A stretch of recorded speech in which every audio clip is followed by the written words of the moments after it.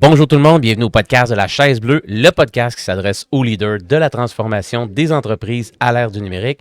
J'ai l'opportunité d'avoir avec moi M. Anthony de Atrix Technologies. On est présentement, moi j'appellerais ça le sommet de l'innovation et de la technologie du transport, de la logistique, organisé par Innovlog. Cet épisode de la Chaise Bleue vous est fièrement présenté par GLM Conseil. Acolyte de la transformation dans votre entreprise à l'ère du numérique. Écoute Anthony, avant que je me lance dans Atrix, Ouais. ce que tu fais, on peut se tutoyer? Ben oui. Ok, ce serait malaisant que tu me dises non de même, là, ce serait épouvantable. Je veux te connaître plus, toi. Donne-moi un background un peu, tu viens de où, puis je veux en venir jusqu'au point que tu t'es dit, je pense que tu as fondé l'entreprise. Ouais. Qu'est-ce qui a été l'élément déclencheur que tu t'es dit, moi, je fonde une entreprise, fait que, tu sais, je veux juste un peu background, puis qu'est-ce qui a été l'étincelle pour dire, je fonde une entreprise? Premièrement, c'est pas ma première entreprise. OK. J'ai été, à l'âge de 21 ans, j'avais fondé une chaîne de détaillants dans le monde du telco, dans les téléphones à poche, OK. téléphones cellulaires. Détaillant, c'est que tu revendais, là. Ouais, Tu- c'est ça. Des boutique- revendeurs, Pignon sur rue. Exactement. Pignon sur rue, mais OK. on s'est toujours concentré sur les ventes interentreprises, OK. le B2B.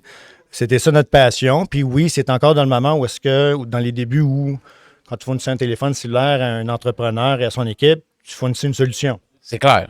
Donc, tu avais un impact chez ton client. Puis par la suite, justement, on a apprivoisé les premières solutions en gestion GPS. Donc, Oui. en AVL, les systèmes de gestion de flotte, plus axés vers les flottes, véhicules légers, puis ainsi de suite. Et là, j'ai vraiment vu, dans le fond, et mon équipe aussi, le potentiel, l'attrait de pouvoir vraiment Géolocaliser avoir le véhicule. Bien, géolocalisé, puis oui, on parle de points sur une carte, mais ça va tellement plus loin. Ben oui. Surtout pour le transport de marchandises, mais même aussi pour les compagnies de services qu'on desservait jadis. Et c'était vraiment une passion parce qu'on avait un impact chez cette clientèle-là. Par contre, on voyait aussi que l'industrie du telco s'en allait vraiment du côté consommateur. Oui. Ça devenait un produit de Commodité, quasiment. commodité. J'avais fondé entre-temps Atrix, dans le but vraiment qu'Atrix se concentre vraiment uniquement dans Télémétrie, dans la géolocalisation. télémétrie, gestion de flotte avec Geotab. OK. Donc, Geotab nous a approchés et cherché, dans le fond, une équipe assez cinglée pour se lancer à supporter tout ce qui était DCE qui s'en venait en période 2015-2016 pour le DCE américain. Juste pour être sûr, là, tu sais, Logbook. Géotab, c'est eux qui font les maps. C'est juste pour être Donc, sûr, Geotab, dans le les fond, gens qui c'est nous comme, écoutent, Geotab, c'est un peu c'est comme le fournisseur, c'est comme le fabricant du iPhone. Parfait. Donc, OK. imagine que tu as quelqu'un qui fabrique l'iPhone, mais l'iPhone, S'il y a aujourd'hui, pas d'app vaut dedans, rien il s'il n'y a sert pas à d'app rien. dessus. Ah ouais.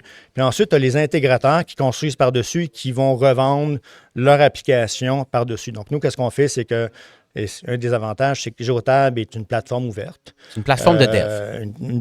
Oui, mais tu peux aussi l'acheter vanille puis l'utiliser tel quel. OK. La plupart de la clientèle fait ça. Comme un système OVL de base à Exactement. 20$ par mois par pas de camion. base. High-end, C'est quoi. très évolué. OK. Il y a de l'AI qui est intégré, il y a du BI. quand même. C'est la solution la plus utilisée à travers le monde. Mais l'avantage, c'est que autant que c'est une solution qui a été conçue de façon généraliste, si on peut dire, Oui. même si elle adresse tous les segments de marché, elle nous permet de bâtir par-dessus. Des layers Donc, pour d'ajouter- personnaliser exactement. dans une niche. Là. Bâtir des layers, les ajouter par-dessus. Donc, dans le fond, nous, on a bâti notre propre feuille de route. Quelle année à peu près, ça, Atrix, quand tu as eu cette vision-là de dire... 2015. Ouais, 2015. ben, OK. fondé en 2012, mais on a vraiment pris le virage 100% transport lourd. OK. Donc, parce on fait le transport de marchandises, mais on fait également tout ce qui est transport de personnes OK. et opération de déneigement aussi. Mais le virage s'est fait en 2015 lors du logbook. Et ce qu'on avait identifié, quand on a commencé à vendre le logbook, c'est que tous les fournisseurs de technologie vendaient la solution. Oui. Mais à ce moment-là, jusqu'à là, la majorité des chauffeurs faisaient le logbook à la main. Papier, absolument. Papier. Oui. Et Morning la- inspection aussi, Oui. papier. Et la réalité, c'est qu'ils ne se souvenaient plus comment le faire comme il fallait vraiment le faire, selon la réglementation pour la majorité de l'industrie. Donc, on s'est dit, OK, on ne va pas juste vendre une solution, on va également arriver avec une équipe qui vont reformer, dans le fond, l'utilisateur, le chauffeur, à Tu es devenu intégrateur apprivoiser. de la solution, Définitivement, ça oui. c'est sûr. Là. Mais présentement, la solution que le client utilise, c'est 50% géotable, l'autre 50% est développé par nous. Par-dessus le géotable Exact. avec des layers personnalisés. Puis aussi dans le chauffeur, l'environnement chauffeur, l'application, la feuille de route électronique, CTPad qui est intégré. OK. Là, justement, on vient de finaliser le développement de notre propre solution de navigation intelligente, OK. supportée par l'IA, justement. Donc, tous des outils, justement, le chauffeur reste l'élément le plus important pour une compagnie de transport. Donc, l'objectif, c'est de donner tous les outils nécessaires pour ce chauffeur-là, tout comme moi, je donnerais tous les outils nécessaires à mon développeur pour qu'il fasse bien son travail. Donc, c'est vraiment de focaliser, de dire, OK, parfait, le heavy lifting, Géotable le fait dans la solution. Oui. Nous, on va se concentrer sur l'environnement pour le chauffeur et les solutions qui viennent s'attacher aussi pour optimiser le rendement du chauffeur, puis ainsi de suite. Mais aussi, d'ajouter une équipe en arrière, parce qu'on le sait tous, les gens utilisent juste 10 de leurs solutions technologiques. C'est clé, là. C'est un chiffre connu. Donc, c'est là que nous, on arrive finalement, puis qu'on a des gens spécialisés en transition énergétique, en conformité. On a des gens qui ont été des anciens gestionnaires de flotte de plusieurs centaines de camions qui, eux, maintenant, sont en mesure d'aider nos clients à améliorer leur comportement de sécurité. Je suis certain là, que c'est passionnant pour les employés chez vous là, qui ont l'expérience d'avoir opéré dans ces environnements-là d'une manière plus manuelle, puis que là, ils peuvent capitaliser sur l'expérience, puis aider, faciliter la vie des autres avec des outils technologiques de la sorte. Là. Je suis sûr que le monde, il trippe chez vous, aller changer le monde un peu, l'ancien monde C'est ça le but. qu'ils connaissaient, puis il arrive avec une nouvelle carte. Ouais. Tu sais, c'est impossible d'explorer un nouveau monde avec une ancienne carte. Fait que tu arrives avec une nouvelle tech, tu le mets en place. Puis l'expérience qu'on a avec nos clients, c'est justement, on vient de finir quand même dans l'année dernière 3 gros déploiements, donc Groupe Robert, MTQ et Hydro-Québec. OK. Donc, dans le cas d'Hydro-Québec et MTMD, on parle d'au-dessus de 10 000 véhicules chaque. 10 000 véhicules 10 000 implantés. véhicules, Là. mais plus important encore, dans le cas d'Hydro-Québec, il fallait quand même reformer 4 000 opérateurs qui sont des spécialistes, ingénieurs, des monteurs qui s'occupent justement quand il y a des incidents. Ce pas des chauffeurs de camions, c'est pas des Puis professionnels des fois, ils du se transport. ramassent à chauffer le camion, mais le premier Mais ils sont métier, c'est obligés, électricien. Là. exactement. Donc, la portion, justement, conformité, heure de service, pour eux, c'était jamais c'est pas leur métier principal. C'est un mal contrairement à nécessaire jusqu'à un certain Exactement. point. Là. Mais on les a accompagnés, on les a reformés au complet sur une période de 6 mois. Attends.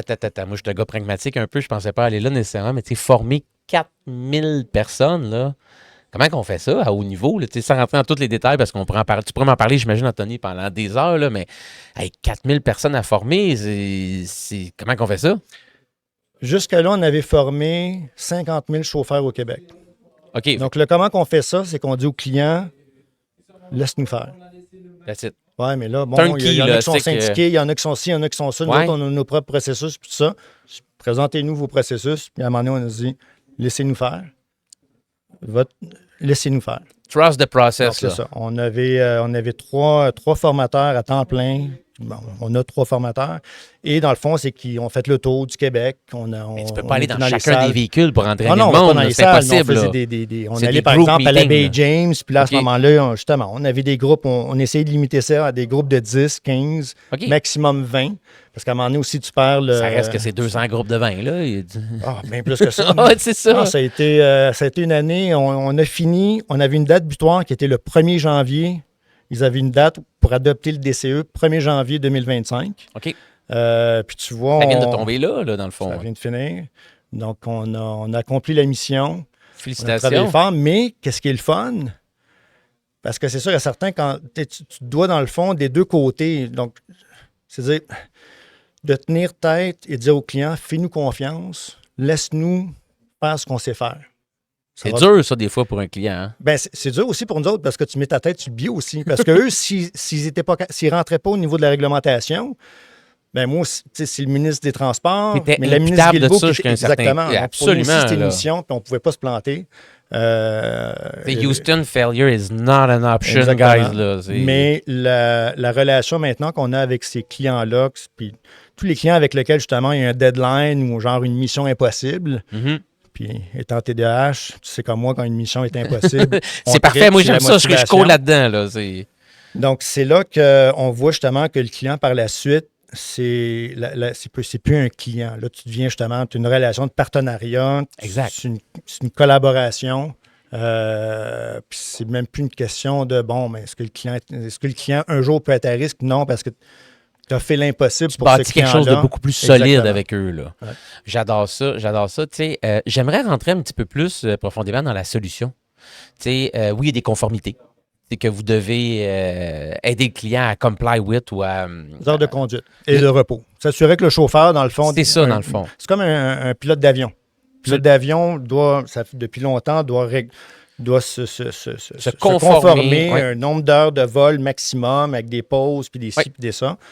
En réalité, c'est qu'un chauffeur de camion doit faire la même chose. Il se promène avec 60 000 livres, 70 000 livres de... Ah là, il ne peut pas s'endormir au volant. Là. Ça peut être une arme quasiment qui... Ouais. fait que c'est surtout à ce niveau-là. Fait que c'est au niveau, tu sais, le pourquoi les clients achètent votre produit, votre service, c'est vraiment pour être conforme au niveau réglementaire. Ils sont obligés. Ça, c'est à la base. Bon, donc, c'est sûr et certain que le pitch de vente est un peu plus facile. Oui. Euh, Mais il n'y a rien de facile dans la vie, parce que sinon, tout le monde le ferait. Exact. Puis, ce que vous avez amené, c'est une coche de plus, parce que toi, ton persona que t'aimes, on va l'appeler, je sais pas, Jean-Paul, camionneur, GP. Fait que toi, là, c'est la vie de GP dans son camion que tu veux améliorer, parce que tu me disais, Anthony, tantôt aussi, que vous avez amené un aide à la navigation.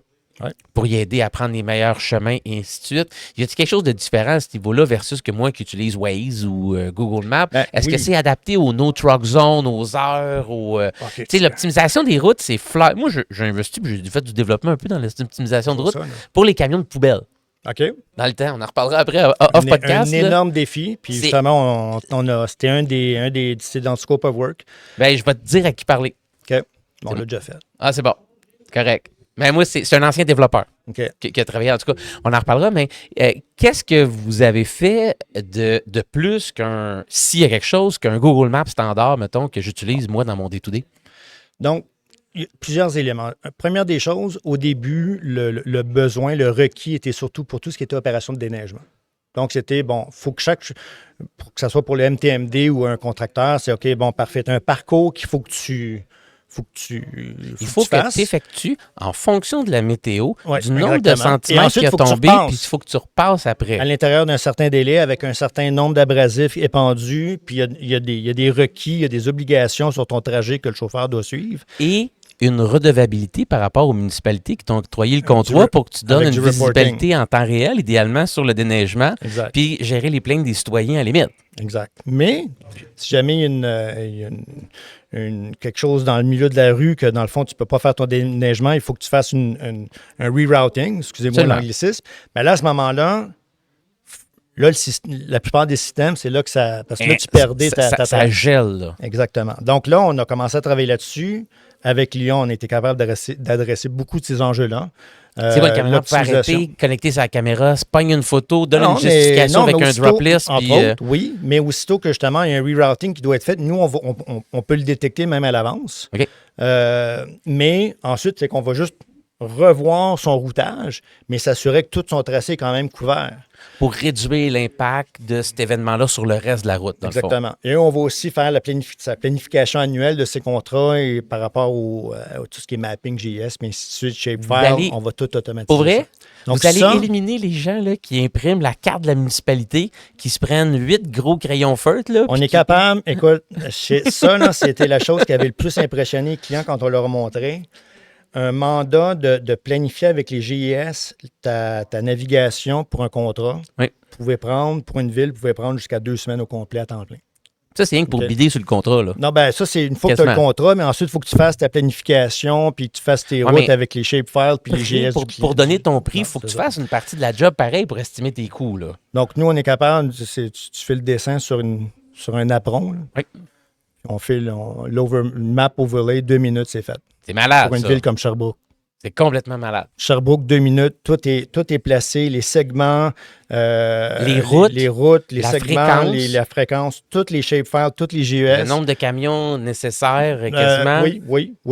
Okay. Mais aussi, c'est qu'ensuite, on est capable d'optimiser, de dire, bon, parfait, c'est sur ta carte, là, combien tu as vraiment besoin de camions? Là? L'autre exemple, tu en as un qui ne part pas. Oui. Il te manque un truck. Tu as un contrat, tu as 6 trucks qui font un tronçon. Il y en a un de moins, tu en restes juste 5. Comment tu reroutes le reste pour Donc, minimiser encore l'impact? une fois, avec toutes les solutions d'AI complémentaires, là, on est capable de faire cette réflexion-là instantanément, tout faire le reroutage. Parce Seamless qu'habituellement, ils quasiment ont pour le toujours les mêmes répartiteur, tracés. là. Ces tronçons, ces Absolument. opérateurs. Mais c'est dur des fois pour les camionneurs parce qu'ils ont le run. Oui. Puis les gars, ils regardent même plus GPS maintenant. Là, Ouais, quasiment. mais il arrive quoi si le gars il est malade, puis c'est un autre gars qui y va? Puis il lui, faut sait qu'ils pas sa regardent le route. GPS, ça c'est sûr. Donc ça, c'était le besoin initial, Oui. mais en travaillant là-dessus, c'est là qu'on a réalisé qu'avec les nouvelles technologies, avec l'IA, avec toutes tu sais, ça reste quand même, les systèmes de cartographie maintenant sont jusqu'à un certain point legacy parce que la technologie a tellement avancé vite qu'on a travaillé là-dessus. Puis par la force des choses, on a réalisé qu'on pouvait adresser. Puis là, on a adressé les besoins au niveau du camionnage. Oui. Puis là, on a adressé, oui, les no-trucks, mais ainsi de suite, mais aussi les déviations qui sont un élément important. Puis ensuite, on a réalisé qu'on adressait même le transport spécialisé. Là, tu fais des recherches, tu parles aux gens du transport spécialisé, vous autres. On s'entend que c'est compliqué. Là. Ah ouais, Tu fais ton tronçon, tu fais ton tracé pour te rendre au Dakota, puis il faut que tu passes à une certaine intersection à une certaine heure. Oui.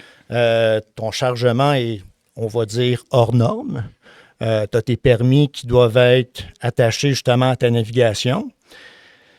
Donc, sans le savoir, plus on a avancé dans le projet, plus on a réalisé qu'on était en train de bâtir aussi la solution parfaite de navigation pour le transport spécialisé. Et on a regardé, on s'est dit, est-ce que ça existe? Non, ça n'existe pas. C'est fou l'innovation. Ça comment n'existe s'est pas. Et géré la raison est chez vous. simple, ça n'existe pas parce que le marché n'est pas assez grand. Mais nous, on ne le faisait pas pour ce marché-là. Mhm.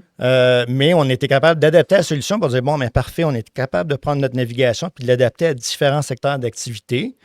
Tu vas tu dis, bon, ben moi, je fais l'enlèvement de déchets, Oui. je fais du scolaire, et la solution s'adapte par rapport à ta vocation. Mais au niveau, moi, mon trip, c'est de voir ce qu'on a été capable de faire justement au niveau du transport spécialisé. Cut and Puis de montrer paste ça dans au d'autres client. domaines. Là. Exact. Mais de voir, je dis, wow, OK, ça, Ça, c'est nous, fou. on Là. faisait ça à la main, puis là, ils avaient encore des cartes papier, puis qui dépliaient. Je Moi, ne savais même pas que ça s'achetait encore. Les clients que j'ai visités, c'est le même qui le faisaient encore. Là. Mais Ouais. je parle de là, 8 ans, mettons, à peu près. Là. Fait que, Tu peux reculer. je suis sûr qu'il y en a encore qui le font comme ça. Ouais. Là.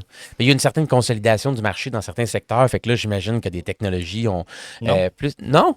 Non. Pas nécessairement. Je te jure. Ça, c'est fou encore. Ils des utilisent fois, hein. les autres, ils utilisent une technologie. Mais souvent, les compagnies de transport spécialisées sont attachées à du transporteur de marchandises traditionnel. Ouais. Donc, ils vont embarquer justement sur les autres solutions que l'autre division utilise tout le temps, qui représente souvent, on va souvent avoir un split 500 camions dry box puis 20 camions spécialisés. Ben, les 20 camions sont pognés avec la solution de l'autre groupe. C'est normal. Absolument. Ah, ça, je l'ai vu à plein d'endroits. Ça, Ouais. c'est fou. Mais là, maintenant, il faut qu'ils reviennent dans la logique des choses. Ben, écoute, Anthony, j'adore ce que tu me dis de partir d'un peu d'un mal nécessaire. Il faut que tu complies avec de la réglementation, mais tu es arrivé avec une valeur ajoutée aussi pour le camionneur, le rerouting, ces événements-là, puis de faire le cut and paste. Puis c'est un peu le rêve souvent en technologie de l'information, d'avoir quelque chose, puis de pouvoir faire un copier-coller dans d'autres domaines. Ouais. Puis moi, c'est ce que j'adore de ce que je fais au Day-to-Day, c'est de travailler avec différents domaines, puis de repartager des meilleures pratiques d'affaires, puis de s'inspirer de ce que les autres font. Moi, j'adore faire les liens. Moi, je suis le connecteur à gauche puis à droite. Ça me fait triper bien raide.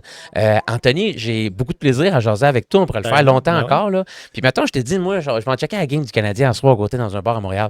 Puis là, tu me dis, ben, comme ça me tente. Si on va prendre une bière ou deux ensemble, on va avoir du fun, jaser. Puis là, on marche après le 5 à 7. Puis en marchant dans la rue, je m'accroche le pied, puis je t'ai entendu tantôt, tu l'as dit, tu as une petite faiblesse au genou. Ouais. Fait que, tu sais, c'est moi qui s'accroche sur le pied. Fait que je prends la baguette magique, puis le bâton de bois, puis je me rends compte que c'est une baguette magique. Là, je reconnais ton partner puis toi. Là. Ouais, c'est bon. Vous avez des questions de closing. Ouais.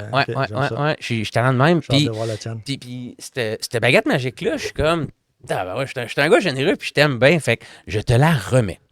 Puis avec cette baguette magique-là, chez Atrix, dans ton entreprise, tu peux changer n'importe quoi. Tu peux ajouter quelque chose, tu peux enlever quelque chose, le modifier, le temps, l'argent, l'émotion des gens, on en fait fi, là, one shot pour accomplir encore plus loin. Je pense que c'est écœurant où est-ce que tu as amené l'entreprise. Là. Félicitations, j'entendais parler tantôt. Mais je trouvais ça fou, les clients que tu nommais, l'ampleur que ça a, puis les deadlines, puis c'est de rencontrer la pression, mais pour poursuivre cette mission-là d'entreprise encore plus loin, si tu avais l'opportunité d'avoir la baguette, qu'est-ce que tu fais dans le business demain matin? Eh boy. C'est oui.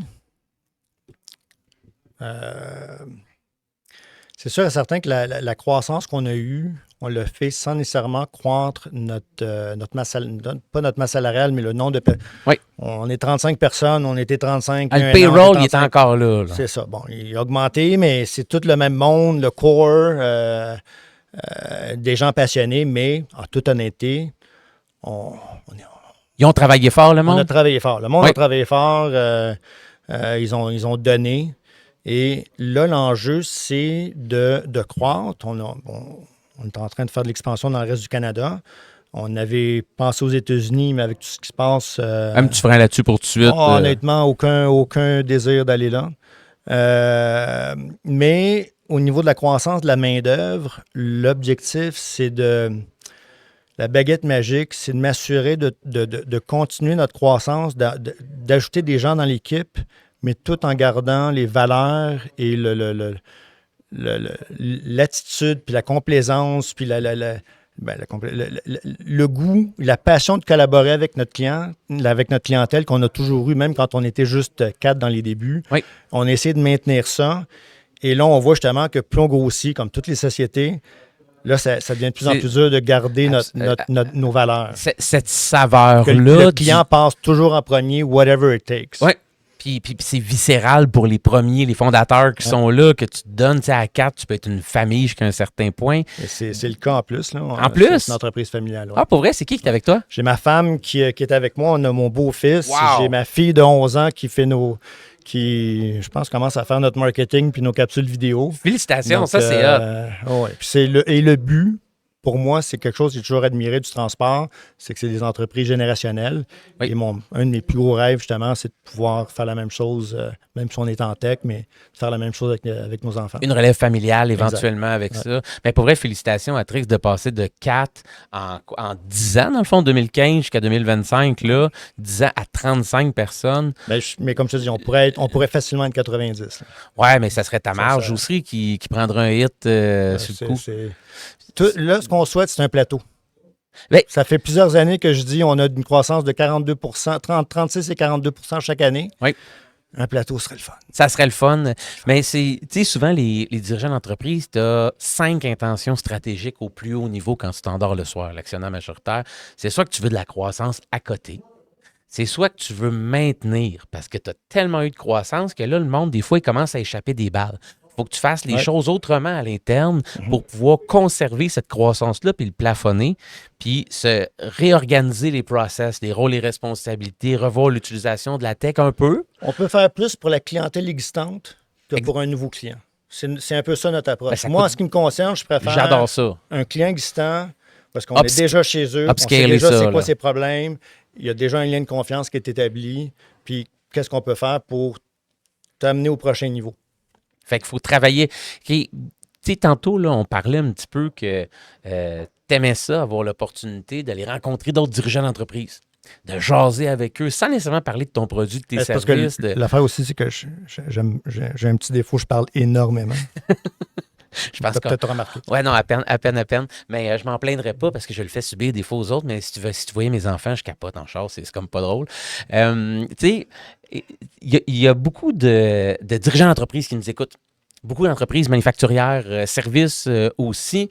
Tu sais, qu'est-ce que ça l'apporte d'aller juste à la rencontre des gens, de partager de l'information? Est-ce que c'est quelque chose que tu inciterais les autres à faire, pas nécessairement dans un but mercantile de vendre produits et services? Est-ce qu'il y a des routines dans ta vie que tu te dis, mettons, là, j'appelle qu'un client. Tu veux savoir comment il va, quoi de neuf, barre tarifaire, comment tu vis ça ou peu importe. Est-ce que tu as des routines des fois pour venir à supporter ça? La réponse est non.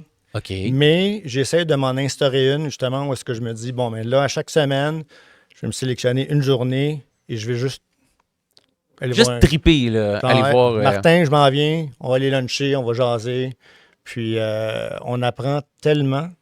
Parce que c'est un peu comme ça, toute mon équipe, on a appris sur le transport. Puis ce qui nous passionne dans le transport, c'est que, premièrement, c'est des gens incroyables, c'est des gens qui s'ouvrent, c'est des gens qui ont des défis, des problèmes, des enjeux, mais Ils restent puis ils continuent à rentrer C'est dans des le gens tas. qui livrent, C'est man. des fonceurs. Ouais, C'est des gens exact. qui deliver tout le temps Et des solutions. C'est une passion qui est, comment on appelle ça, contagieuse. OK.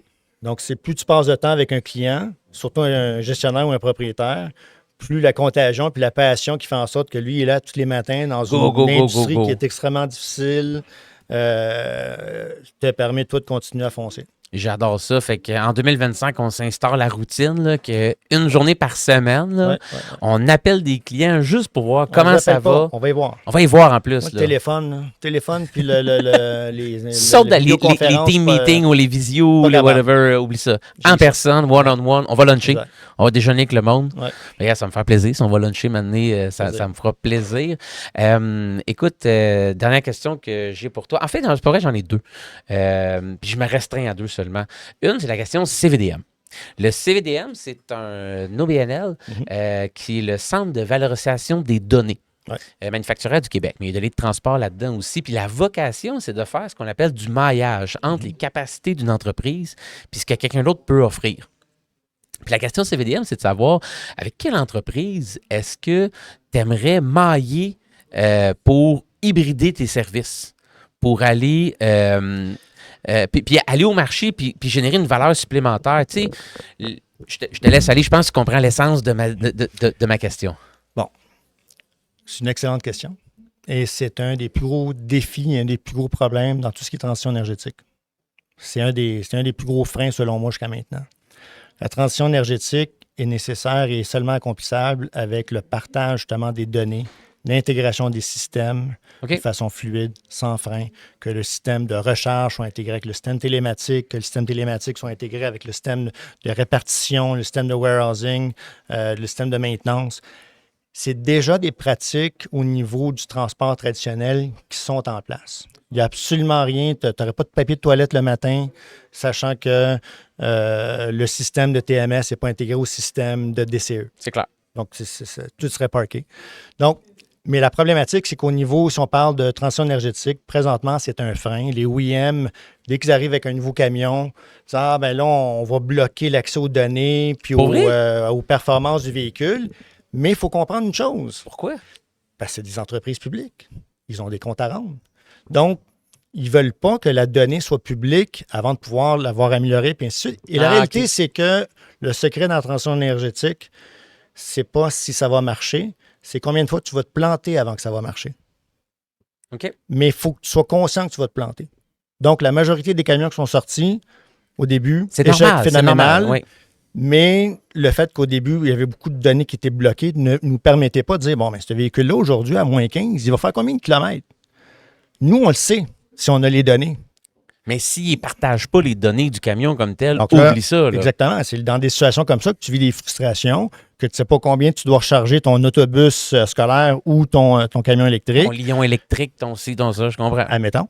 Et que, genre, l'utilisateur ou le gestionnaire a une mauvaise expérience. Mais si lui, il sait que, bon, mais demain, ce véhicule-là va juste pouvoir faire 140 km et non pas 242. Oui. Il va s'ajuster en conséquence. Donc, le partage des données avec les OEM est impératif. L'accès aux données, aux données de performance au KPI, parce que avec tout l'écosystème au complet. Oui. Je comprends le fait que ils ne peuvent pas se permettre de partager. On ne peut pas faire une annonce avec ça, dire ce véhicule-là, ils ont dit qu'il faisait 240 km, 242, puis en vérité, en fait, juste 140.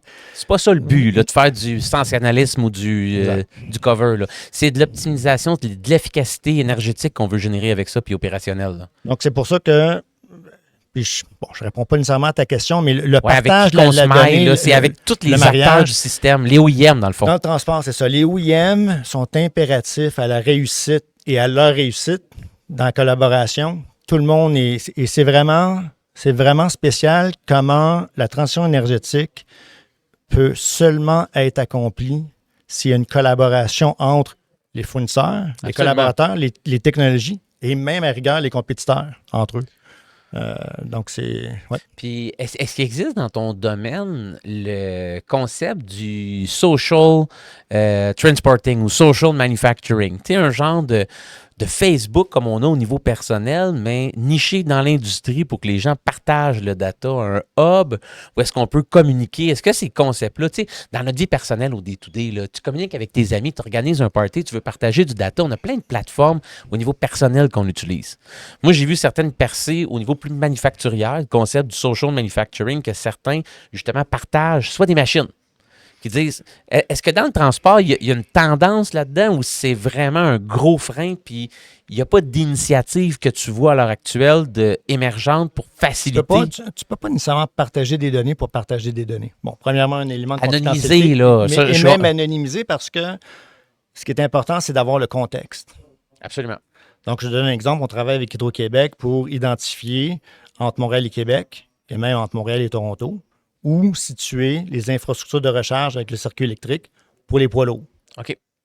Donc, on a commencé avec Montréal-Québec et là, on fait le reste avec Toronto. Mais l'objectif, c'est que nous, avec nos données, on est capable de dire, bon, bien, voici tous les camions à carburant ou diesel, voici leurs heures de service, voici leur chargement, le ça, poids, contexte, le sol, la température. Oui. C'est ça, c'est le contexte que nous, on sait et que nous, on comprend. Donc, c'est pas juste de dire, regarde, on va te montrer un point à tous les 300 km que le camion doit recharger. Non, c'est quoi le contexte? Idéalement, ça prend l'histoire alentour, c'est sûr. Il faut peut-être lui donner à 200 km, considérant que peut-être à cette période-là, nous, on est capable d'identifier que c'est là que le truck stop le plus populaire se trouve, que les heures, au niveau des heures de service, qu'au niveau de la pause, c'est le moment idéal pour faire une opération de recharge, même si... il faut que tu le merges avec d'autres événements. Absolument. D'autres événements, il faut que tu aies le contexte. Oui. Donc, il faut qu'il y ait une collaboration, il faut qu'il y ait une implication. Donc, au niveau social networking, en toute honnêteté, des événements comme aujourd'hui font en sorte justement qu'il y a des relations qui se font. Oui. La plupart du temps, il y a plus de fournisseurs qu'il y a de transporteurs. Mais chaque fournisseur a son lot de clientèle, de contacts, de personnes qui ont désespérément besoin d'aide. Absolument. Et la collaboration entre les fournisseurs est d'autant plus importante parce qu'on peut justement adresser ces problèmes-là. Et souvent, c'est après que ça se fait genre, hey, écoute, Anthony, on a tel projet justement avec telle compagnie. Oui. Puis on aurait besoin de cette valeur-là que toi, ton produit apporte, ou ton expertise. C'est un client commun, est-ce qu'on peut travailler ensemble? OK. Puis des fois, honnêtement, la plupart du temps, c'est même pas une question financière, c'est juste une question de collaboration pour le bien de l'industrie puis le bien du client. J'adore ça. Hey, merci beaucoup, Anthony. Hey, merci à toi. C'était un plaisir. Pareillement. Cet épisode de La Chaise Bleue vous a été présenté par GLM Conseil. Acolyte de la transformation dans votre entreprise à l'ère du numérique.